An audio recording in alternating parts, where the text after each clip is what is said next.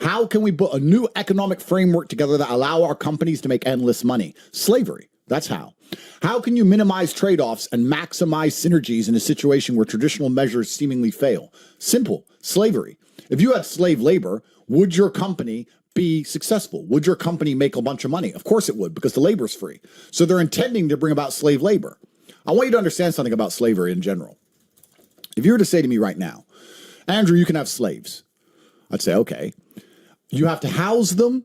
You have to feed them. You have to give them medical care to make sure they stay alive. And then you have to somehow get them to work hard at the best of their ability, even though they're not motivated because they're slaves. That sounds very difficult. It sounds expensive. It sounds like a lot of work. It's much easier to just pay these people a very low wage in which they can barely afford their own house, barely afford their own food. So they're still enslaved for a little bit of money, barely afford their own medical care.